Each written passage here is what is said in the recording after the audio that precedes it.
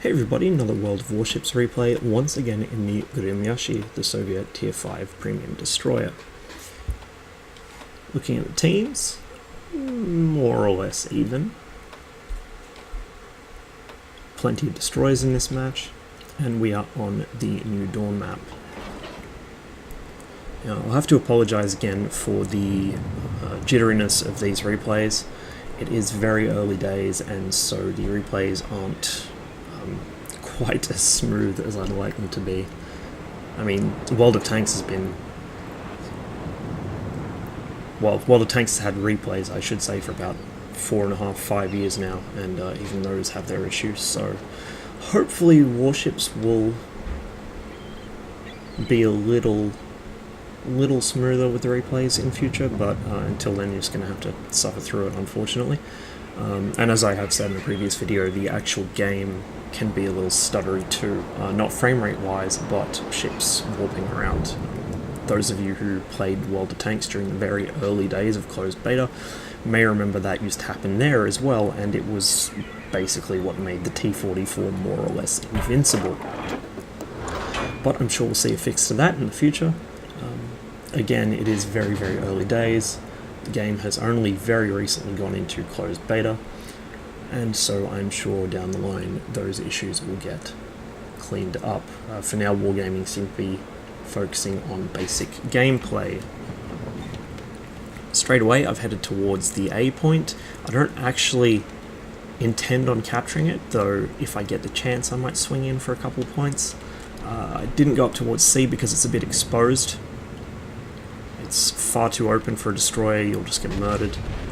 And also, it looks like this was a good life choice because we've got a couple of enemy ships heading down this way.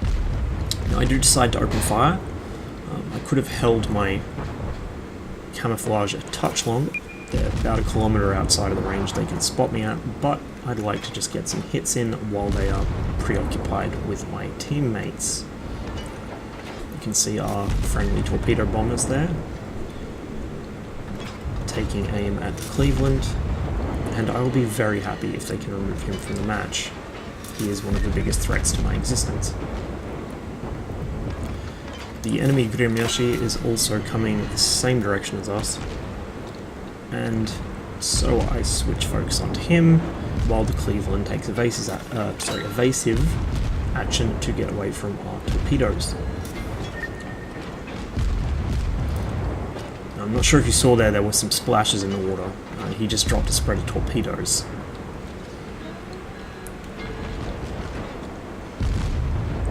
His guns appear to be pointing the wrong way. The Gremyashi does have very, very slow traversing turrets, much like the Japanese destroyers, and there you can see the torpedoes he dropped. Key to this ship is to have your guns pre-aimed whichever direction you expect the enemy to be in, otherwise you're going to have a hell of a time waiting for them to traverse around. Drop a spread towards that Fuso. Unfortunately, I fat-fingered it, and so the spread went out in widespread. Not necessarily a bad thing, it might force him to turn in a direction that would bring him into my narrow spread, which I fired off afterwards. I do like to use narrow spread against battleships because it's much less likely they'll evade them. Widespread is mostly used for just throwing torpedoes across the map at long range and hoping to hit something, or if you're at point blank range where you can't possibly miss.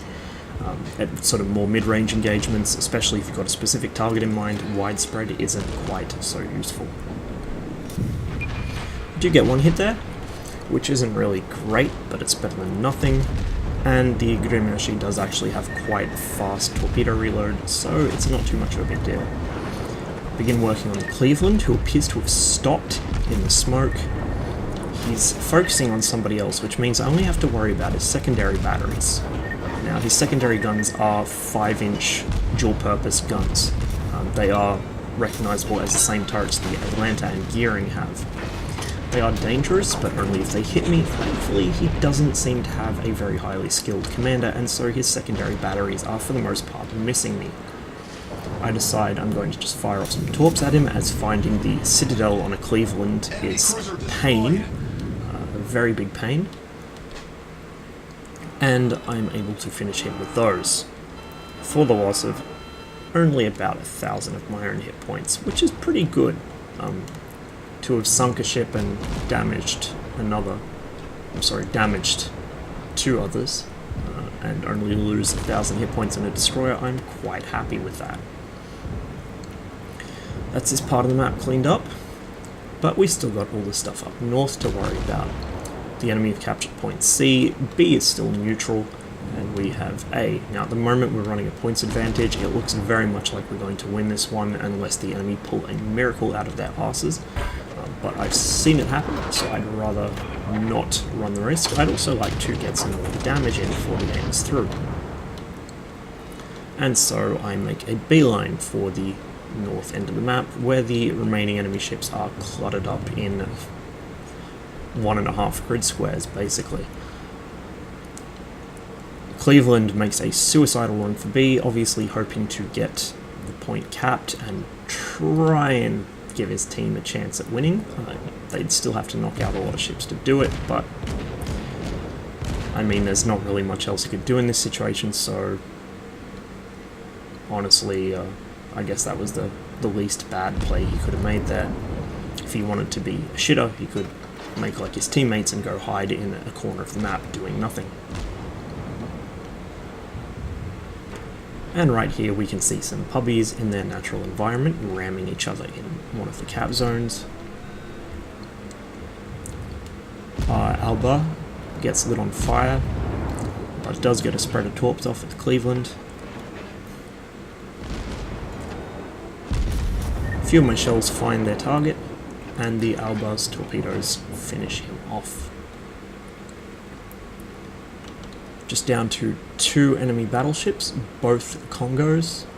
Battle cruisers, of course. Historically, the Congo was a battle cruiser, but in World of Warships, there's no distinction between a battleship and a battle cruiser, and so they're basically just battleships in this. Obviously, Wargaming didn't want to complicate things too much, and so cruisers are cruisers, battleships are, or battleships and battle cruisers are battleships. The cruiser classes don't really matter. Heavy, light, anti-air, doesn't matter worth a damn. They're all just cruisers. So we can see the 2 Congos there.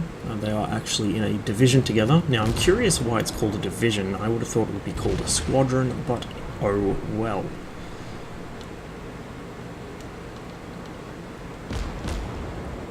Both Congos are missing a few hit points, down to about 3/4 of their health. Or one is 3/4, the other is closer to 2/3.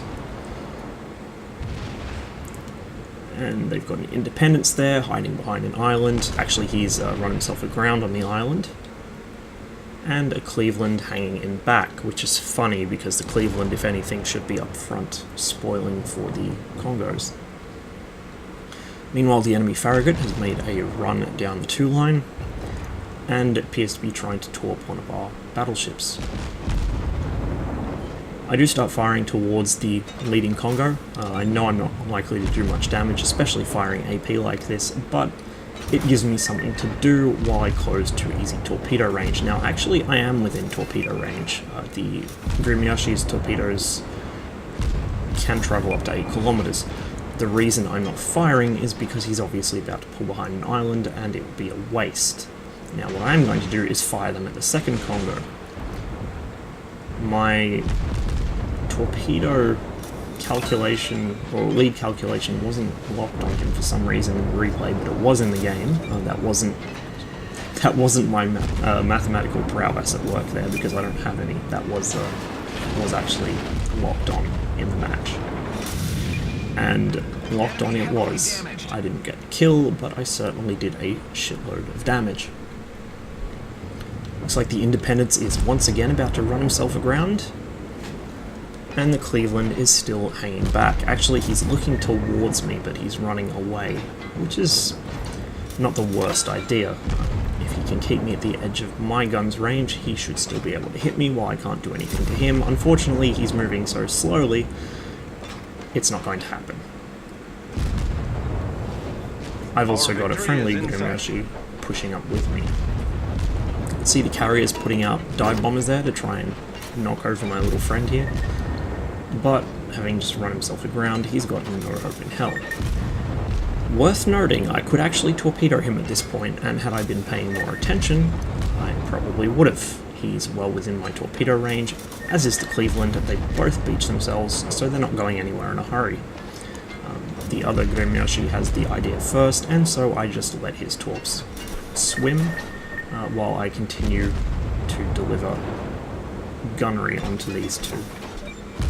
Not doing a lot of damage here. I'm still trying to figure out where the Independence's citadel is. And obviously the Cleveland has a very annoying citadel, which I have a lot of trouble finding for some reason.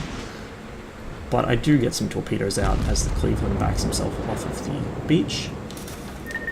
And gets some more hits in with my guns. He does take a shot at me at full broadside, but all his shots miss. And